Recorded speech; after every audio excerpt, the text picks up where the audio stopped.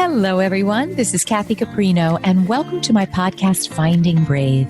I've created this show for everyone who longs to create something bold and brave in their life, to rise up, speak up, and stand up for who they are, and to reach their highest and biggest visions. Each week, I'll be speaking with inspiring guests from all walks of business, leadership, entertainment, the creative arts, and the entrepreneurial world. And they'll be sharing their intimate stories of finding brave and offer their best strategies for building your most rewarding, joyful, and meaningful life, business, and career. Hello, everybody. Welcome to another episode of Finding Brave. I am so excited I know you hear this every time, but it is true every time, and particularly when a dear friend rejoins who's already been on the show, and we have so much, we yacked for about an hour here. I'm so excited to introduce you, if you don't already know, the amazing Dr. Cindy McGovern. Cindy, your book, we're talking about the world needs it so much, particularly now. Now is really, we all know this, but in our world, we're seeing the changes that are happening. We're seeing if we don't have the confidence and the self-belief and the self-trust, and we don't understand the value that we have, today we can be a bit washed over with the waves of change. And today we are talking about Cindy's new book, Permission, the Permission Mission. And I want to tell you all about Cindy, and then I want to dive into the book, why now, what it shares that you haven't shared before, because you have, amazing books. Sell yourself. You're out there speaking. So let's dive in here. But we're calling this reclaiming the power to trust your own voice. You know, it's interesting. We didn't talk about this, but I think for some people, they're claiming it for the first time. But you're going to talk about that reclaiming. Here's what you mean. But let me tell you about Cindy, Dr. Cindy. Now, we're good friends, so I will refer to Cindy as Cindy, but Cindy is known as Dr. Cindy. Top-rated speaker, best-selling author, and consultant, Dr. Cindy, the First Lady of Sales, is on a mission to empower people and companies to get what they want through sales. And as she writes, sales is that icky word that makes us think a lot of things and makes us think that's not me, right? But you're going to tell us differently and why it's so important to know how to speak powerfully about ourselves. She's the author of the new book, The Permission Mission, Reclaiming the Power to Trust Your Own Voice. And after years of consulting with companies, helping them grow their businesses, she had an epiphany. Every job is a sales job. Wow. And every person is a salesperson. Later, I want to know, do people push back on that? Do we still have the feeling? You're going to tell me. You're going to tell me. Oh, yeah. Oh, yeah. All right. So you get a lot of that, which is great because then you can play against that and it makes great conversation. Sure. Throughout her careers as a college professor, a salesperson, and a consultant, Dr. Cindy realized that people can get more of what they want in work and in life by using the skills of sales professionals. Today, she focuses on bringing companies and people together to grow their businesses and get what they want. Because, believe it or not, she says, you were born with sales skills. And Cindy wants to help you embrace your inner salesperson to finally get what you want, especially in times like these. There we go. There's more about Cindy below. All right, Cindy, we've got to dive in here on, let's start here. What does permission and waiting for permission, how do you see that showing up? And why this book now is the big question. Tell us all. Yeah. So, first of all, it's so good to see you. It's been a while, love it. and I'm Thank so you. happy to see you again. And thank you for having me. Thank you. In the middle of your crashing book launch, here you are. I'm so excited. No, I'm so glad to see you. So this book has been about 10 years in the making, actually. Wow. I wanted to write this for a while, and this just was the right time. And so I have to just move you 1 minute, sweetie. I got just 1 sec here. I got to move you to, there we go. Okay, editors, thank you for there. Now I'm looking at you and the screen. Thank you. Go ahead. So this book was about 10 years in the making because it was something I really wanted to do, and this just was the right time. It just kind of the stars aligned. But permission is something that we always seek from the outside. And this starts from childhood. We ask our parents, can I have a cookie? Can I go outside? But as I started really examining where permission showed up as adults, I noticed it in the coaching that I do, the executive coaching, coaching with sales teams, coaching with service teams, coaching in the business world. And permission was the pause that people kept having. And it was Pause. that hesitation to move forward. And it was really interesting because these were very confident people. These were CEOs, these were C suites, these were managers, these were leaders, these were strong personalities, even. But there was a pause, and it was at the edge of their comfort zone, right at the edge, A a literal pause, and literal they're pause. speaking. Their speaking, their action. And what I realized is it had nothing to do with confidence, it had everything to do with permission. They did not think they could do it. They did not think they could advance. They did not think they could do it. We all have that friend, by the way. We have this friend that doesn't think they can put in for that job. They don't think they can go and do this. There's some invisible, I call it the velvet rope. There's like this invisible velvet rope they have in their life. And I started going, why are we doing this? Why are these people doing this? This is an incredibly accomplished human. So after a while, this is why it was 10 years in the making. Hmm. I recognized this pattern and I'm like, okay, I have to do something about this. The PhD researcher in me, the Dr. Cindy came to light. I'm like, I gotta help people. Hmm. So I started researching it and I started digging into the psychology, internal family systems, and figuring out why we do this. So I started discovering, obviously this is patterns and how we are raised and how we're socialized and all of this. Hmm. So I call them the backup singers.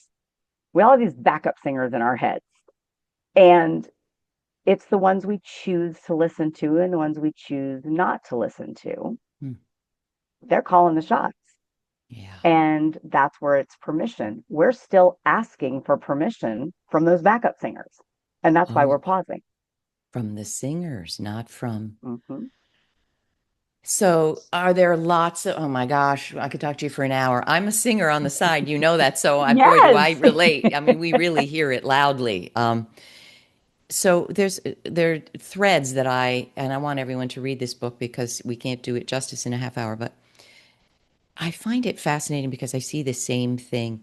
You can be with a very confident person, a person who really owns, understands their worth, has done a lot in the world, has a big voice, but then when you're with them privately, you see that they're waiting for permission. Yeah. How do you reconcile it? I know you talk about it and you see it all the time. What do you think is really going on there that they've had that confidence, they've done amazing things that the outside world sees and recognizes?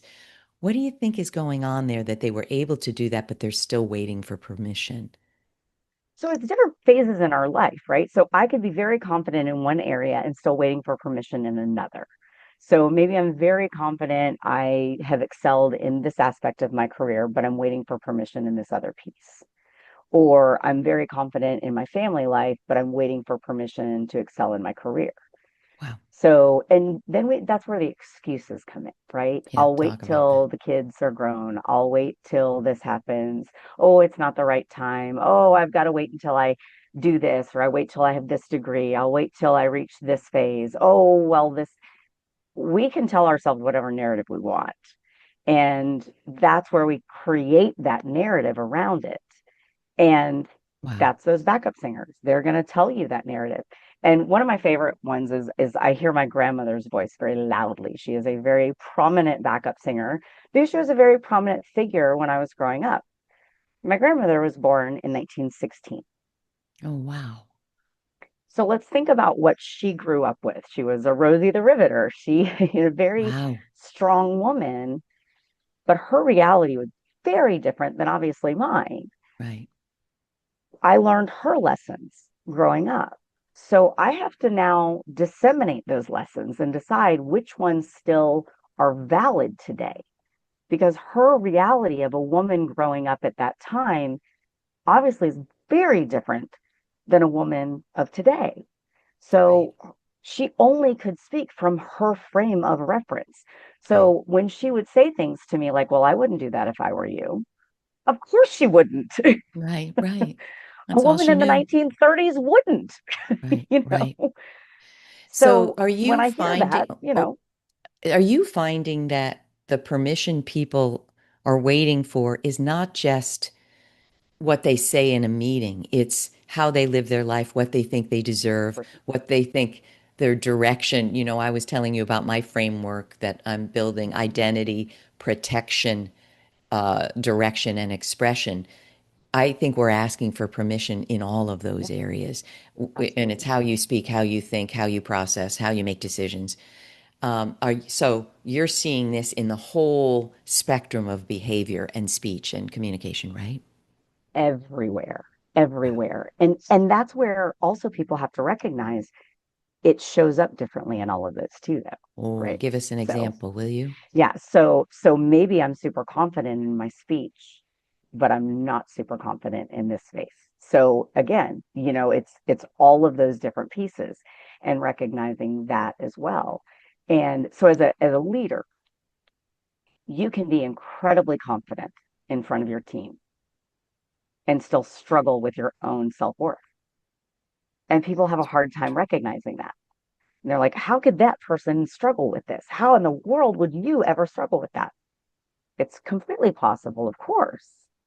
And so, I've got an idea. Do you want to apply your book and your research methodology to how I fit into this and give us a absolutely. 3 minute, okay, Kathy, here's what I see. Okay, people, Let's here we do it. go. We're bringing it to life. I've noticed, and it's becoming ever clearer, and I'm not sure why at this age, I can be very clear about my boundaries. I was a corporate VP, then a marriage and family therapist. I can be very clear about what they need to be, but articulating them when I know it will make my client upset, or when they are pushing so egregiously against my boundary where it'll agitate me and I have to breathe and I have to tone it down because I want to write them in a way that they can hear or speak. But one would look at me as someone who understands boundaries, teaches about boundaries. I'm teaching these things every day. But if I really look at what's difficult for me, I think I have a persona that I want to be pleasing, and I want to be that person that doesn't let anyone down. Oh, Oh, the people pleasing. Oh, ho, ho, ho, ho, ho, ho. Okay, so let's go yeah. into that. Yeah. Where were you taught people pleasing? Where did that come from? Instantly, I can tell you from my childhood because I Hmm. couldn't speak up. Everyone's heard this 10 times. My parents are in heaven and they were such supporters, but I could not speak up or challenge my mother. Hmm. It There went you go. very, very, there it is. 2 seconds. I know it. And I've Okay. had therapy on it and we talk about it Hmm. constantly. So I get that. So what would you advise when I'm aware of it? I know where it comes from. I've done work on it. Where would you take people when that comes up? Great question. So here's where there's a couple of steps. The first thing is awareness, know who it is. So I talk about name that backup singer. Like Love literally, it's like that. name that tune, name Okay, that it's backup mama. singer. Love Okay, that. mama, I see you, mama. Now let's clean out the emotional closet. Ooh, Why are we holding on to that lesson? Because it's clearly not serving you in the way that you want it to, because it's correct. creating some discomfort. So what's also interesting though is it's also creating comfort because it's what mama taught you. So there is a tug of war here because there was comfort in that because that was mama's lesson. As uncomfortable as it is, it's what you knew in childhood. So That's even the if it was protective awful, mechanism. 100%, It kept me 100%. safe. Absolutely. So, and I always say it's not a comfort zone, it's a familiar zone because a lot of times your comfort zone is horrifically uncomfortable. That's right. That's right. It's your So that's your familiar zone. familiar zone. So even though that's what that is, let's figure out that emotional closet. Let's decide why you're choosing Give Mama Solo. So it's serving you in some way. So is it because it's familiar? Great. We want to honor mom. And that's a lot of it too, is we want to honor the voices of the past. And we feel like maybe we're betraying her by going against it. That's very true, especially if it was a parental figure or my grandmother. But we also have to recognize that that was only her reality. That was the reality that she grew up with. That was the lesson that she thought was appropriate. So then you start cleaning out that emotional closet and deciding, do I want to carry that into the future? Yeah. So I want to share a phrase that a friend of mine told me when I was getting married. Now, granted, I eloped, so that was a whole different thing. But we were talking Uh-huh. about weddings, and she said, one of the things when you get married is you don't have to invite every single person you've ever known to your wedding. You need to invite the people that you want to be part of your future. Oh, what a beautiful strategy And I tip. and I thought, wow, what Oof. an interesting way to look at your wedding. That it isn't Wow. the people of your past, it's the people of your future. How beautiful. So think about your backup singers. That's a heavy chorus you're hauling around. Mm. I mean, that's a lot of tour buses. So, You're so right.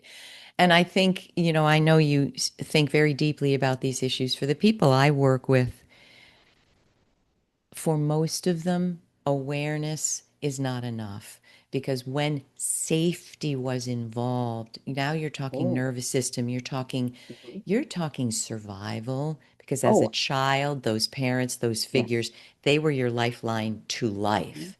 So if mhm, anyone is listening and they understand, it was my uncle, it was my aunt, it was my mother, it was these are deep relationships that shape how you feel safe in the world. mhm, So we're not downplaying that. mm-mm.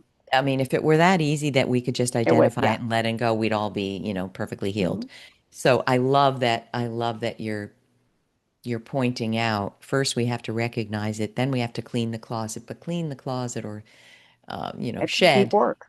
it can be nervous system work. It can be therapy. Thank you for that. It can. Are you finding, and you take me through the most important pieces of the book, are you finding that there's one backup singer that you hear over and over and over about? So, yes. So, when you're cleaning that emotional closet and you're identifying those backup singers, you will find your lead singers. You Lead will singer. find them. And there's usually a few. And what you're going to find in cleaning out your emotional closet, and you will probably do this with a coach or with a therapist, you will likely not do this alone. So, thank you for bringing that up, is you need to discover your why you hold on to them because there is a reason. And if it's comfort, if it's discomfort, and here's the moment that you will get to. If you come to the why and you choose to still hold on to it, knowing that it is not serving you in your future, you have to be honest and recognize that you are no longer a victim. You are now a volunteer. I love the naming you're doing. Naming is a theme. I'm hearing it all over the place. I know James Clear in Atomic Habits talks about Mm-hmm, naming. You're not someone who's trying to mm-hmm. quit smoking. You're a No, non-smoker. Are you or yeah, not? Because if you yeah, say you're trying to, you'll be trying to for the rest of your life. that's right. I love what you're saying. Now you are not a victim, you're a volunteer. Mm-hmm. And And you do you, have to be honest, wow. But naming that, doesn't that make you think people? I don't want to volunteer in my own process of holding myself back. No, right? no. But be honest about it because now you know. So you can't unknow that knowledge now. It If you've gone through it, now we have to be clear about it. And it takes some grit to go through this, right? So really if does. you now know that you don't want to be there, you know why you're stuck there, and you know the path to get out, now you know you're choosing to stay. So now your fear is keeping you there. So your desire to change has to outweigh the fear of staying there. That is so important. it reminds me, and I've said this story before, but I think it bears repeating. I was telling my sister, I don't know, maybe 5 or 6 years ago, about one particular thing that happened with my mom, and I was 16, and what it did. And again, this is not abuse. It's that I shut down, that I realized I can't really tell her how I think if it upsets her. And my sister said, I'm your sister, and I'll listen to you tell that story, as long as you need to, as many times as you need to. But it hurts my heart that it's still so active for you, that you want to still tell that story. And I swear to you, there was like a big universal proverbial huge switch. Yep. And I just went boink. Mhm. She's so right. I'm so tired of telling this story because it makes it about my mother over and over. It's not making it about how I'm continually talking about it. Wow. And, not often does that switch come to you and you just go, boink, I'm done. Yeah. But there was something so real about how she said it and so loving that, yeah, look what I am Powerful. doing. Yeah. So I'm sure you have similar things as the Yep. switch. That what can Yep. you give us a few if people are listening going, yes, I hear that backup singer. I know who it is. What do I Yeah. do? Talk us through that, Cindy. Yeah. So a couple of them are recognizing why you listen. Right. And there's a reason that you're listening. And there's a couple of reasons. Like I Right. said, that's a parental figure.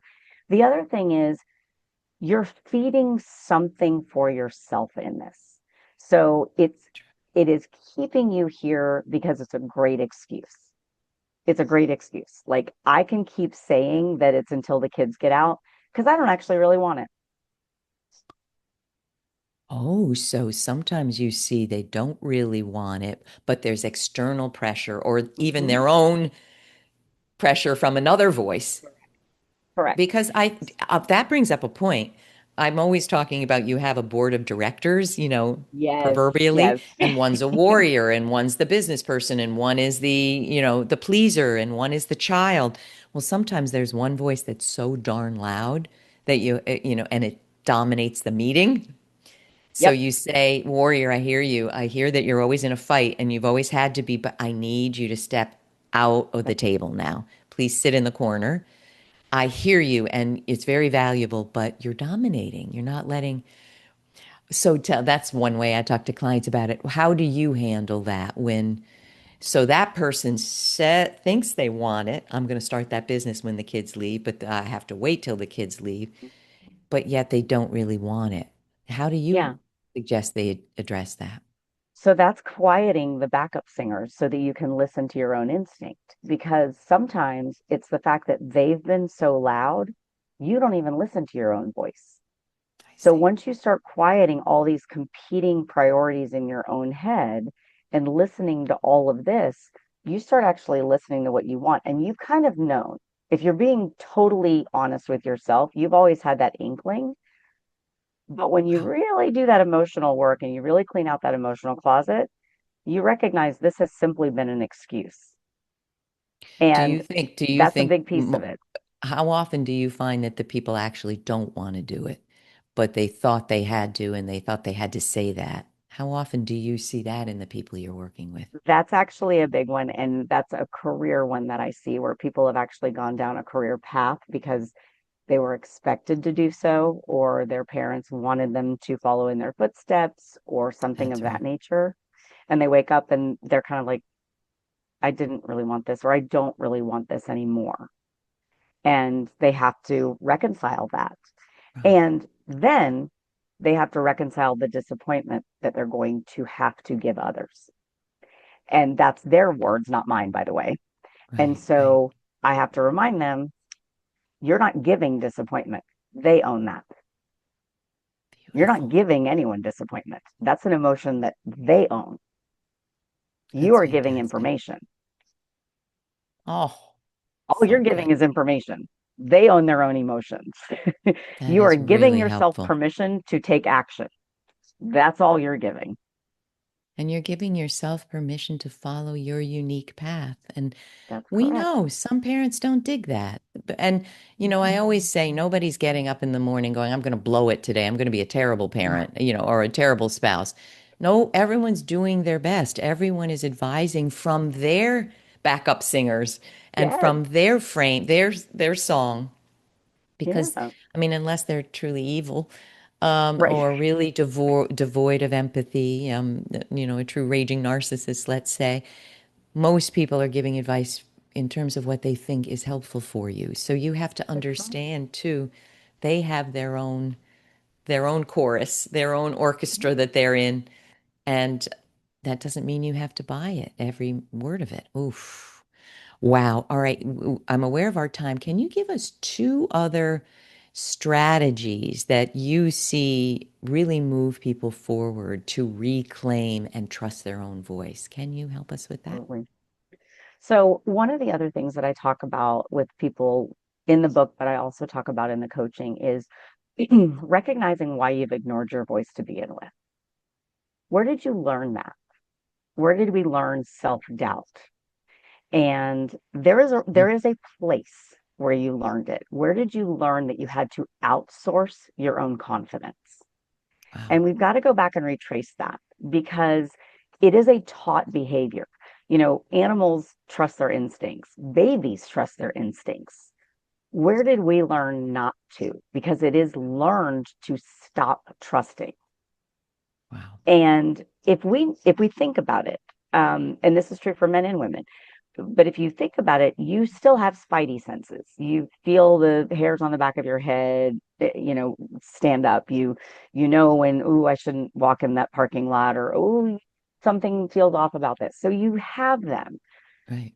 but you also know this and you have that gut instinct, but so often we do not pay attention. And I talk about in the book how our emotions are our GPS, Right. and we tend to turn them off. Why do we do that? Where did we learn to turn them off? And so if we can go back to that and figure that out and figure out that lesson and decide, again, you get to decide for yourself why that happened, who that backup singer is, and why we allow them to still have a solo. That will also be helpful in you reclaiming your own voice because you are subconsciously continuing to let them have a solo without even recognizing it because you continue to tamp down your emotions.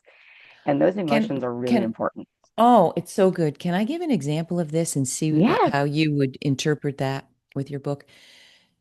This is a pattern that I literally cannot believe keeps repeating. I absolutely, here it is, like therapy, people. Dr. Cindy's helping me. I'm completely aware of this. There was some narcissism as I was growing up. And I don't mean to say this lightly. Narcissism is a personality disorder, and it's a spectrum disorder, as many disorders are. So we can have one trait of it or many traits of it, one to arbitrarily 1 to 10, let's say. 10, let's say you're an extreme narcissist, and it's extremely damaging to be in relationship with an extreme narcissist. However, this is what I'll say. There's something called love bombing that narcissists can do, and I'm not saying this flippantly, really, I'm not.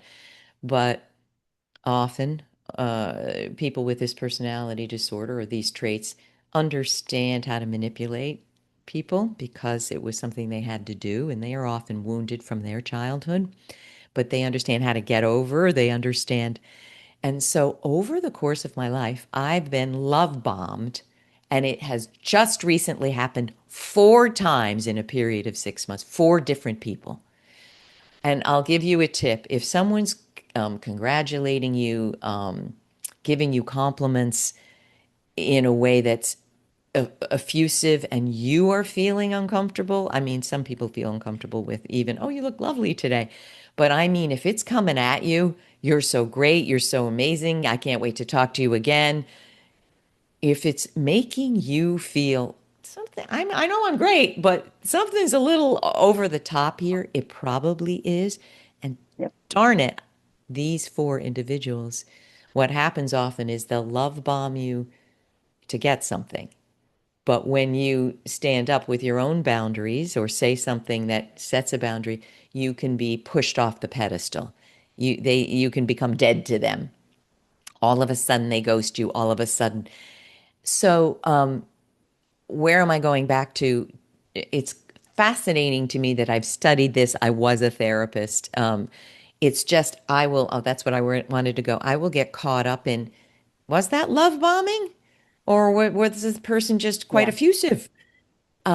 So if you were to ask me, if I were to read your book and say, why are you letting that still happen? My guess would be because my barometer of what is over the Mhm. top is faulty. Right.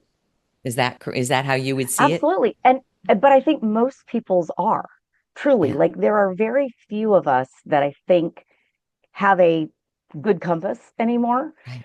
because we've Mm. all had it kind of skewed, truthfully. And I think that's part of the challenge. And I'll tell you, my husband is one of the few compasses that's like dead on. And Like it's he'll go, interesting. I had a conversation and oh no, that And I'm was not. fascinated by it. I'm like, Wow. how do you have a good compass? Like he's like Beaver Cleaver though. His family was like super normal. And I'm like, wow, what's that like? Like, wow, weird. You guys like each other. That's so strange, like, Wow. Okay. So um, very healthy, very grounded upbringing. Didn't right? have Like, maybe some of these things. So what would no, you and do it's if a person in your audience, you're giving a talk or you're consulting, and they're telling you, and I'll have to think about what I think the answer I would give is, but what would you say if they said, I just had this 4 times in 6 months? Is that a backup singer or is that a faulty kind of internal barometer of the note we should be singing? well, actually, what I would say is your barometer is not as off as you think it is because you noticed it. Okay, good. So that's the good news is actually you recognize it. Had you not recognized it, I would have Yeah, said, we got to talk. right, right. So you saw it. It could also be the nature of the work that you do. Yeah. You invite people in to assist them in their lives. That's the work I do too. So people are going to be very grateful for your assistance. And that may be the way that they are showing their gratitude. And so some of that may just be them being that way. But Ironically, also, these weren't clients. These were people who would have oh, hired just, me or wanted to collaborate or were going to provide a service for me. So oh, interesting. maybe Interesting. maybe they're seeing something. They think they have to Something please me that could be, to, and that could be very true too. But again, your compass wasn't as off as I think you're thinking it was because you noticed it. right. So The that's the compass good was news. off that I didn't say be aware. Let's not engage with this individual. Let's not have hopes that this individual is going to deliver. That's where the compass, you know, lays down. But I think what you're saying is the good news is you noticed it. Now, what are we going to Yeah, do you did. about it? Cindy, that Yeah. was so, so helpful. In the remaining few minutes we have, can you give us 3 powerful ways that we may not think of on our own that will give us the power to reclaim our and trust our own voice? 3 ways that you feel like I'm saying these, I'm teaching these, I'm consulting about these every day of the week. I'd love to hear. Yeah, absolutely. So the first one is it is just listening to those spidey senses. We all have them, but we tend to squish them down, and it starts with your emotions. We tend to kind of turn off our emotional GPS, and so we need to pay attention to that. And I would highly recommend it. So instead of talking ourselves out of the instinctual feeling, those red flags, saying, oh, I'm overreacting, I'm doing this, I'm doing that. No, you're not. There's a reason you're feeling that. Love it. Lean Trust into that. yourself. Absolutely. Absolutely. There's a reason for it. So do And that. to your point with the other fellow we were talking about, maybe even before we recorded, when you have an idea in a meeting and you know it's good and your heart starts beating, it's so good, and you say, it's probably stupid, I'm not going to say it. I Yeah. mean, how many of us have had a person say it and we're thinking, oh no. So trust yourself when that heart beats Yeah. and you're excited. Trust. Yeah. Give it a try. or then How you bad kick can it go? yourself later. Yeah. Great. Yeah, I love it. All right. What's number absolutely. two? Another So really powerful step. the second one is you've got to speak up. And this is one of the areas of permission where we don't practice permission. Mm, And this is hard because we think that permission is about just taking action or doing things of that nature, but it is about speaking your truth as well. Reclaiming your voice is actually using your voice. And sometimes it's about, we talked about your boundaries in the very beginning of this podcast. right. You might actually need to redraw those boundaries and communicate those boundaries to others. And that is a way to claim your permission. And there may be fallout. There may be folks that are not super happy about it, but it's your permission for yourself, your boundary. And remember, you're doing what's best for you. And if you're your best, it's better for everybody. And you're not doing anybody any favors by being totally burned out, totally exhausted. It's not good for anybody. So I think it's really important that you speak up, but that's really hard. So you might need to practice that first. So practice giving yourself permission to speak up and speak your truth. And then the third one, oh, go Cindy, ahead. can I just say something Yeah. about that? Having worked with a lot of people, that it's incredibly hard and perhaps even dangerous to speak up. So Mm-hmm. if you feel that's you, I can't, it will go terribly, I'll lose my family, then you're going to want some outside help with this. That might be a therapist, that might Mm-hmm. be, someone who can really understand. So only you know when it could, Mm-hmm. erupt the whole family Yeah. situation, or you'll get fired if you speak up. So I always say, Mm-hmm. get outside help. That's a mentor, that's a sponsor, that's a lawyer, that's a doctor, that's a therapist. And I do want to add this. Not several, many people have said the person who is my backup singer loudest is passed away. Well, I Yes. say I really believe that, and take it or leave it, that they can hear you. And I would, whether you believe that or not, I would write them a letter and Mm-hmm. express it. I would express it energetically. And even if no one's there to hear it, you Mm-hmm. will have said the thing that you need to say. And that is life changing in the very act of that. So thank you for letting me add that in. I 100% believe in that too. You've got to say what needs to be said, whether it's in writing or out loud, and scream at the sky if you need to. I think there's a lot of energy that we pent up in our bodies around that. So I think that's huge. Thank you. And the third thing is, this is probably the hardest one. Be honest with yourself about this. Mm. And that's where you've got to really be quiet and truly sit with yourself. And this is also where a lot of people haven't given themselves permission, because maybe it is the fact that if you are honest with yourself, you don't actually want to do it. Maybe if you're honest with yourself, there is comfort in being able to use this as an excuse. Maybe there is comfort in saying, yeah, this isn't for me, or this is for me, or Wow. whatever it happens to be. And so that's scary for a lot of Wow. people, and you have to really sit with that first, because you have to know what it is that you really want before you can give yourself permission to go after it.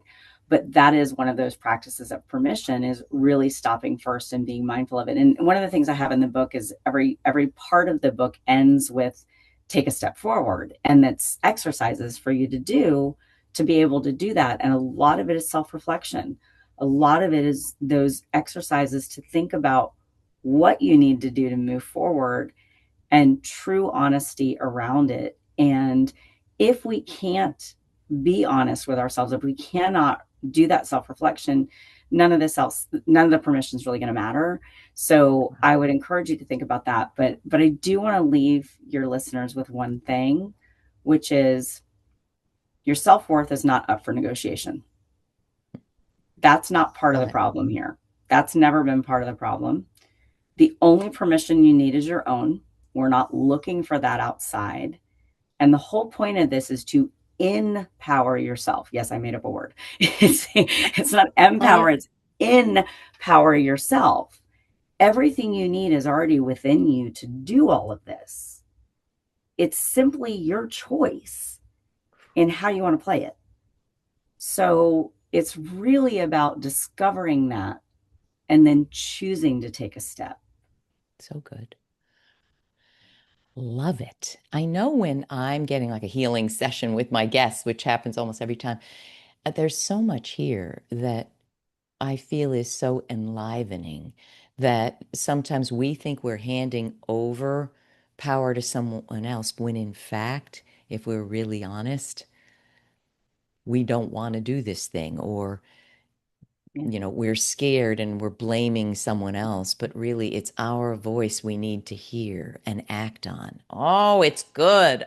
It's so good, Cindy. Where do people soak the book up? Where do they soak everything about you up? Where do we send them?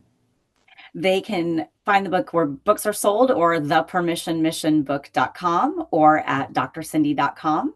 And they can find me on social media at 1ST Lady of Sales.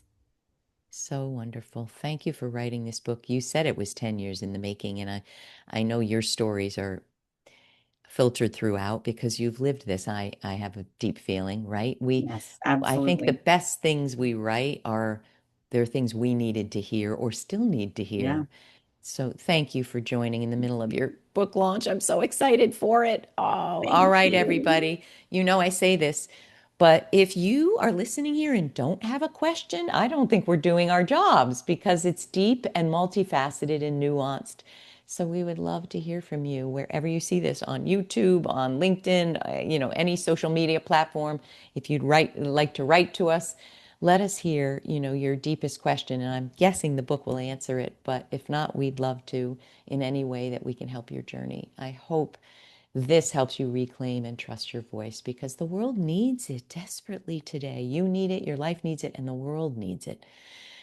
Thank you again, Cindy. Come Thank you, back again Kathy. with your Oh, next would book. love to. Would love to. So good to see you. You too. Bye, everybody. Thank you. See you. Have a wonderful 2 Finding Brave weeks, and we'll see you next time.